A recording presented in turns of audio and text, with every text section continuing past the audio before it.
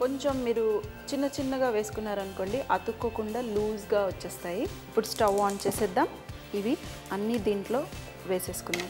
కాస్త వేడెక్కాయి అనుకోండి ఆటోమేటిక్గా మొత్తం విడిపోతాయి, టెన్షన్ పడాల్సింది ఏం లేదు. సో మరి మిగతాయి కూడా వేసేసుకుంటాను. వేసేసుకొని ఒక్క నిమిషం పాటు మనము లైట్గా హీట్ చేస్తే సరిపోతుంది. మనం ఎక్కువగా హీట్ చేయాల్సిన అవసరం లేదు. చూడండి ముందుగా ఎలా ఉండే కొంచెం ముద్దలాగా అనిపించి టెన్షన్ పడిపోయారా? ఏం టెన్షన్ పడాల్సిన లేదు.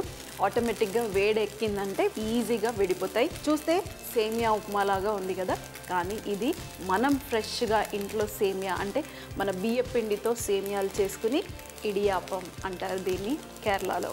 సో మరి రెడీ అయిపోయింది. స్టవ్ ఆఫ్ చేసేసేయండి. ఫస్ట్ నేను కాస్త టేస్ట్ చేస్తాను.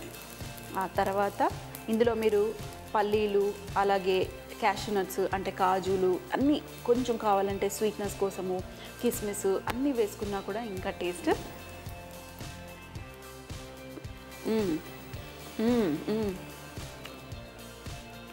పర్ఫెక్ట్, సూపర్ యమ్మీ టేస్టీగా ఉంది, చాలా చాలా సాఫ్ట్గా.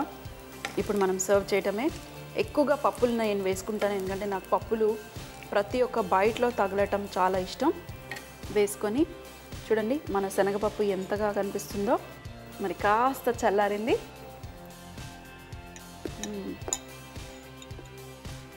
పప్పులు కట్ట కట్ట కట్ట శబ్దం అవి చాలా ఇష్టం. మా మామయ్య కూడా చాలా ఇష్టం. ఇంకా ఎక్కువ వేయండి ఇంకా ఎక్కువ వేయండి అంటారు. అలా మధ్య మధ్యలో తగులుతూ ఉంటేనే టేస్ట్.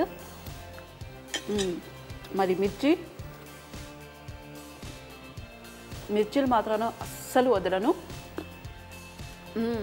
మరి చూసారు కదా ఈ చక్కటి డిష్, తప్పకుండా ట్రై చేయండి, ఇంట్లో వాళ్ళందరికీ పెట్టండి. మరి మనం ఇంకో డిష్ చూసే లోపల